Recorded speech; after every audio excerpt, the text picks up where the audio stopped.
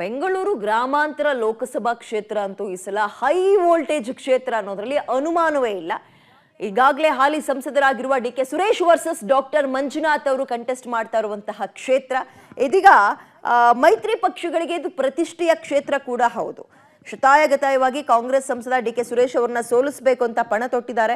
ನಿರಂತರವಾಗಿ ಸಭೆಗಳ ಮೂಲಕ ಚುನಾವಣಾ ರಣತಂತ್ರವನ್ನ ರೂಪಿಸ್ತಾ ಇದ್ದಾರೆ. ಅದರಲ್ಲಿ ಬಿಜೆಪಿ ನಾಯಕರಾದ ಮುನಿರತ್ನ ಹಾಗೂ ಸಿ.ಪಿ. ಯೋಗೇಶ್ವರ್ ಬೆಂಗಳೂರು ಗ್ರಾಮಾಂತರದಲ್ಲಿ ಡಾಕ್ಟರ್ ಮಂಜುನಾಥ್ ಅವರನ್ನ ಗೆಲ್ಲಿಸಲೇಬೇಕು ಅಂತ ಕಾಲಿಗೆ ಚಕ್ರ ಕಟ್ಕೊಂಡಂಗೆ ಓಡಾಡ್ತಾ ಇದ್ದಾರೆ.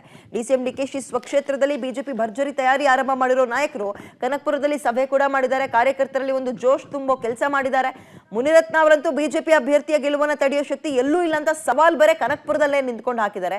ಕನಕಪುರದಲ್ಲಿ ಜಸ್ಟ್ ಒಂದು ವೋಟಲ್ಲಿ ಲೀಡ್ ಕೊಡಿ ಸಾಕು, ನಾನು ಆರ್ ನಗರದಲ್ಲಿ 1 ಲಕ್ಷ ಲೀಡ್ ಕೊಡ್ತೀನಿ ಅಂತ ಸವಾಲ್ ಹಾಕಿ ಬಂದಿದ್ದಾರೆ. ಬಂಡೆಯ ತವರಲ್ಲೇ ನಿಂತು. ಈ ಮಧ್ಯೆ ಡಾಕ್ಟರ್ ಮಂಜುನಾಥ್ ರಾಜಕೀಯ ಪ್ರವೇಶದ ಬಗ್ಗೆ ಮಾಗಡಿ ಶಾಸಕ ಬಾಲಕೃಷ್ಣ ವ್ಯಂಗ್ಯ ಆಡಿದ್ದಾರೆ. ಜನರ ಸಮಸ್ಯೆ ಅರಿಯಲು ಡಾಕ್ಟರ್ ಇಂದ ಸಾಧ್ಯನಾ ಅಂತ ಟೀಕೆ ಮಾಡಿದ್ದಾರೆ.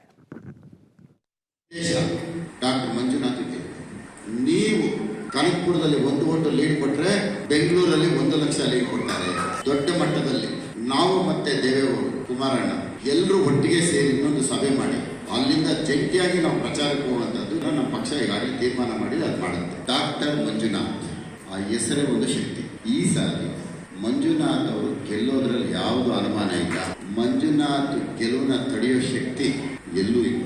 ಈ ಬಾರಿ ಕನಕಪುರದಲ್ಲೇ ಹೆಚ್ಚು ಮತಗಳು. ಈಗ ನಮ್ಮ ಅಭ್ಯರ್ಥಿಗೆ ಇಡೀ ಕ್ಷೇತ್ರದ ಪರಿಚಯ ಐತೆ. ಅವ್ರ ಅಭ್ಯರ್ಥಿ ತಿಳ್ಕೊಳ್ಳೋ ಅಷ್ಟೊತ್ತಿಗೆ ಈ ಕ್ಷೇತ್ರನ ಅವ್ರಿಗೆ ಆಯ್ಸೆ ಮುಗಿದೈತದೆ. ಆಯ್ಸು ಅಂದರೆ ರಾಜಕೀಯದ ಆಯ್ಸು. ಅವರು ಊರುಗಳನ್ನ ಸ್ಟಡಿ ಮಾಡೋ ಅಷ್ಟೊತ್ತಿಗೆ ಅವ್ರಿಗೆ 15-20 ವರ್ಷ ಬೇಕು. ಅವ್ರು ಇನ್ನೂ ಕ್ಷೇತ್ರ ಅರ್ಥ ಮಾಡ್ಕೋಬೇಕಾದ್ರೆ 20 ವರ್ಷ ಬೇಕ್ರಿ. 28 ಲಕ್ಷದ ಮತದಾರರ ನಾಡಿ ಮಿಡಿತವನ್ನು ಅರ್ಥಕೊಂಡಿರ್ತಕ್ಕಂಥ ಏಕೈಕ ಅಭ್ಯರ್ಥಿ ಅಂದರೆ ಅದು ಡಿ.ಕೆ. ಸುರೇಶ್ ಅವರು. ಈ ನಾಡಿ ಮಿಡಿತನ ಅವ್ರು ಅರ್ಥ ಮಾಡ್ಕೋಬೇಕು ಅಂದರೆ ಅವ್ರಿಗೆ 20 ವರ್ಷ ಬೇಕು. ಈಗ ನಮ್ಮ ಅಭ್ಯರ್ಥಿಗೆ ಇಡೀ ಕ್ಷೇತ್ರದ ಪರಿಚಯ ಐತೆ.